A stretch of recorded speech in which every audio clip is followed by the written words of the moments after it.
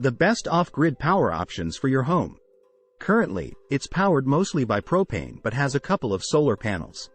There's a generator that came with the property for use in a pinch.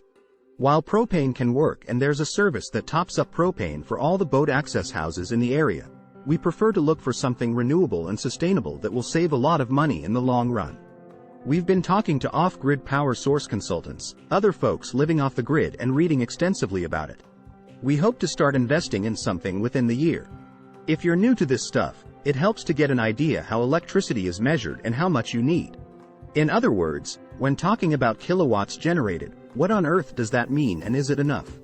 Electricity is measured in watts, W, of power.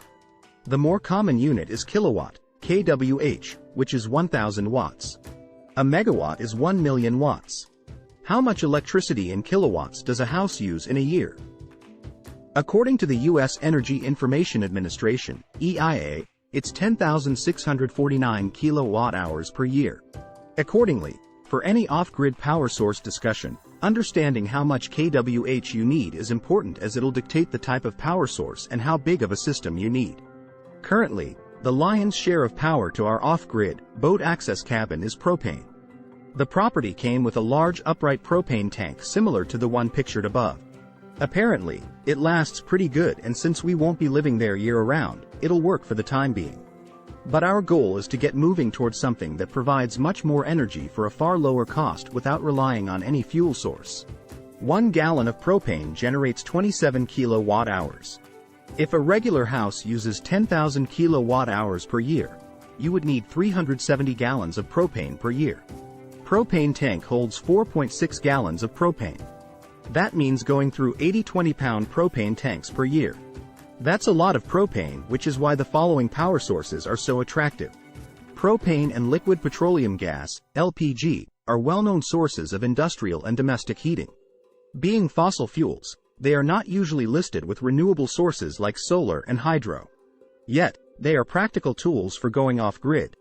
While natural gas is delivered through an underground grid, propane is stored in a self-contained tank. Both LPG and propane are available in smaller, portable cylinders. Either way, the system works by reticulating gas from a local store to the appliances that need it. For efficiency of storage, the gas is stored as a liquid. LPG and propane have a 270x liquid-to-gas expansion ratio, increasing the volume of fuel held by a unit of space. The liquefied gas is decompressed on exiting the containing cylinder or tank, consumed by its target appliance. So-called wet valves allow the gas to leave the container in liquid form.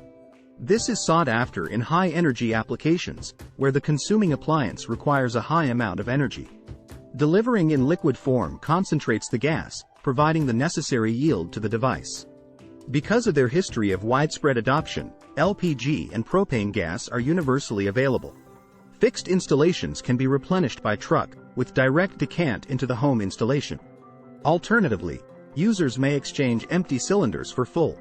The availability of gas-powered generators makes for an effectively expanded list, as appliances like personal computers might be driven by the generators even though they cannot be powered directly by gas. Using gas might not cover all your needs, but it is a readily available source that will reduce your overall electricity demand, thus lightening the burden for other sources. Solar is a viable alternative energy source, whether on or off the grid, for most people in the world. It's better in sunny climates, but for us, since we'll mostly use the cabin in late spring and summer, it should get sufficient sun to generate some power. Solar is costly, especially since you need to get an inverter and something to store that power. Tesla wall batteries are a great option, but they cost a lot of money. Solar energy traps this potential through a combination of light-sensitive panels, mirrors, and batteries. There are two varieties: concentrated solar power, CSP, and photovoltaic, PV. At the heart of a CSP system is a heat engine paired with an electric generator. Solar radiation is driven to the engine through concentrators, mirrors, and reflectors curved to focus the sun's rays optimally. CSP generates alternating current, AC, indirectly. The incoming radiation is converted to heat. This heat can be fed directly into industrial processes as process heat, or it can drive a turbine to generate electricity. This AC is then distributed through the system or stored in batteries if a surplus is produced. Its ability to store energy for later use makes CSP a flexible source. The 4 CSP subtypes are trough, tower, Fresnel, and dish. These are the oldest solar power system and still dominate the U.S. sun energy landscape. Unlike the tower arrangement, the collectors are shaped along a parabolically curved tube. The receiver consists of a fluid-filled pipe that overlays the receptors, traversing the focal line of each. The heat absorber tube contains a thermal oil that is heated to between 550 F and 750 F. As with the tower configuration, heat from the tube powers a turbine. This is a derivative of the trough configuration. Here the collectors are linearly arranged in straight parallel rows. Typically they run orthogonal to the latitude of the Earth, an arrangement that maximizes the volume of heat generated during summer. The collector mirrors are positioned directly on the ground, with the conductor pipe running above them.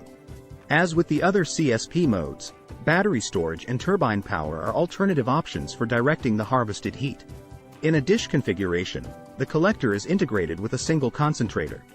The concentrator takes the form of the dish, whose concavity serves to concentrate solar radiation to a focal point at its center. Like, comment, share and subscribe to my channel.